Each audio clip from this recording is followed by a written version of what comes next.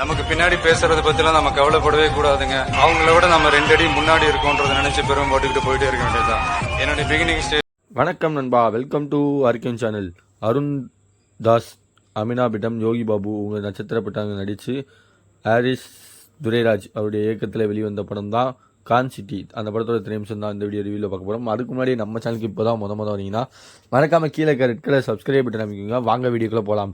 இந்த படத்தோட one line story பார்த்தீங்கன்னா ஸ்கேம் மூவி தான். இது வந்து சென்னை சம்பந்தமான சிட்டியில் வந்து நடக்கிற ஒரு ரியல் எஸ்டேட், ஒரு சேல், இந்த மாதிரி ஏகப்பட்ட ஸ்கேம்களை வச்சு ஒரு மையமாக வச்சு எடுக்கப்பட்ட படம் தான் இந்த படம். இந்த படத்தில் ஒரு குடும்பத்தில் ஒருத்தர் 2 பேர் ஸ்கேம் பண்ணுறவங்களா இருக்கலாம் பார்க்கலாம். அந்த குடும்பமே ஒரு ஸ்கேமாக இருக்குன்றது, அதில் வந்து அவங்க தப்பிக்கிறாங்களா இல்லையான்றது ஒரு விறுவிறுப்பான கண்ணோட்டத்தில் வந்து கலகட்டமாக வந்து சூப்பராக நம்ம டேரக்டர் கொடுத்துருக்காரு ஸ்க்ரீன் பிளேயில். அந்த படத்தை பார்க்கணும்னா நீங்கள் மறக்காமல் இந்த படத்தை மிக்ஸ் பண்ணாமல் போய் பாருங்கள்.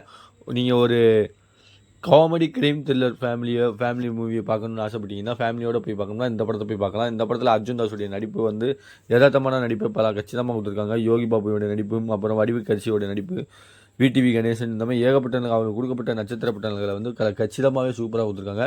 ஒரு ஸ்கேம் பண்ணும்பொழுது ஒருத்தர் மாட்டிக்குவாரா இல்லையான்றதை வந்து காட்டுறதும், அந்த ஸ்கேம் மூலமாக அவங்க வந்து எப்படி தப்பிக்கிறாங்கன்றத ஒரு விறுவிறுப்பான ஆடியன்ஸ் மத்தியில் வந்து ஒரு ஏற்படுத்துறது தான் சிறந்த படத்துக்கு டேரக்டர்னு சொல்லலாம். இந்த ஸ்கேம் படங்களை வந்து லக்கி பாஸ்கர், இந்த மாதிரி ஏகப்பட்ட படங்கள் வந்தாலுமே அந்த வருஷத்தில் இந்த படங்கள் வந்து ஒரு புதிதுன்னு சொல்ல முடியாது. ஒரு டிஃப்ரெண்ட்டான ஸ்டோரியை வந்து சூப்பராக கொடுத்துருக்காங்க. அந்த ஸ்கேமில் வந்து எந்தெந்த ட்ரிக்ஸ்லாம் யூஸ் பண்ணாங்க, அந்த ட்ரிக்ஸை யூஸ் பண்ணி அவங்க மாட்டிக்கிறாமல் எப்படி தப்பிக்கிறாங்க அப்படின்றத ஒரு கலக்கலத்தை சூப்பராக கொடுத்துருக்காங்க. இந்த படத்தோட ஆர்ட் டைரக்டர், செட் ஒர்க் எல்லாமே வந்து பல கச்சிதமாக கொடுத்துருக்காங்க. பேக்ரவுண்ட் மியூசிக், சானோ எடிஷன், பேக்ரவுண்ட் மியூசிக்கு செம்மையாகவே கொடுத்துருக்காங்க. அர்ஜுன் தாஸோடைய நடிப்பு, அர்ஜுன் தாஸ் வந்து சில படங்களை வந்து அவருடைய வாய்ஸ் பேஸுக்காகவே நிறைய பேர் ஃபேன்ஸாக இருந்தாங்கன்னு சொல்லலாம். அந்த விஷயத்தில் இந்த படம் வந்து அவர் தான் மெயின் பண்ணி ரீலோட நடந்துக்கிட்டு இருக்குன்னு சொல்லலாம். இந்த படம் ரன்னிங் டைம் வந்து கிட்டத்தட்ட 2.5 மணி நேரம் வந்து ரன்னிங் டைமாக இருக்குது. இந்த படம் தேட்டரில் போய் மஸ்ட்டு வாட்சபிள் மூவின்னு சொல்லலாம். அந்த ஸ்கேம், அதுவும் லாஸ்ட்டு 30 மினிட்ஸை வந்து தேட்டரில் என்ஜாய் பண்ணி தான் பார்க்குற மாதிரி இருக்கும். ஒரு ஃபேமிலி ஆடியன்ஸாக ஒரு களவாணித்தனம் பண்ணுறத வந்து கச்சிதமாக வந்து நம்ம டேரக்டர் வந்து சூப்பராக சொல்லியிருக்காருன்னு சொல்லலாம். இந்த படத்தை பார்க்கலாம். இந்த படத்துக்கு ஆர்கியோஞ்சல் ரேட்டிங்னு பார்த்தீங்கன்னா 5க்கு 3.5 தருவேன். எதிர்பார்ப்பே இல்லாமல் போய் வெற்றிகரமாக வரும் படம் வந்து இந்த படம் சொல்லலாம். லாஸ்ட்டு சினிமாஸில் வந்து நம்ம அர்ஜுனோட நடிப்பில் அந்த பிளாஸ்ட் படம் சொல்லலாம். அப்புறம் எங்கள் தங்கம் சொல்லலாம். அப்புறம் ஹபிபி, இந்த மாதிரி தமிழ் சினிமாவில் கம்பேக்காக ஒவ்வொரு படமாக வந்து வீக் டேஸ் வருது. இந்த வீக்கில் வந்து இந்த படம் வந்து த பெஸ்ட்டு மூவின்னு சொல்லலாம்.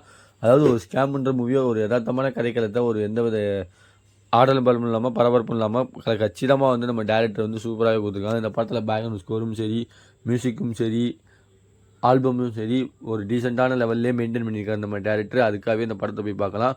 ஒரு கிட்டத்தட்ட ஒரு காமெடி கிரைம் த்ரில்லர் மூவியை வந்து நீங்கள் கச்சிதமான சூப்பரான ஒரு வியூவில் பார்க்கணுமா பார்க்கலாம். இந்த படத்தில் வந்து சரியான லாஜிக்கு எல்லாமே வந்து கொடுத்துருக்காங்க. பார்த்தீங்கன்னா லாஜிக் வந்து சில படத்தில் பார்க்கக்கூடாதுன்னு சொல்லுவாங்க. அந்த லாஜிக்கை வந்து மேஜிக்குமே பண்ணி கிட்டத்தட்ட ஒரு சமாளிக்கிறதுக்கு 2-3 ஒர்க் அவுட் இந்த படத்தோட டீம் போட்டிருக்காங்க. அது படத்தை பார்த்தா உங்களுக்கு தெரியும். கடைசி 30 நிமிஷம் வந்து பார்க்கும்போது வேறு லெவலில் இருக்கும். படம் ஆரம்பத்தில் சாதாரண காமெடி படம் நினச்சி போனீங்க, போக போக சஸ்பென்ஸு, அப்புறம் குடும்பத்தோட சுச்சுவேஷன், எமோஷனல், இந்த மாதிரி ஏகப்பட்ட காட்சிகள் வந்து படத்தில் இருக்குது. அடுத்த ஒரு வீடியோ சந்திக்கிறது உங்களோட உங்கள் யாருக்கேனும் பாய்.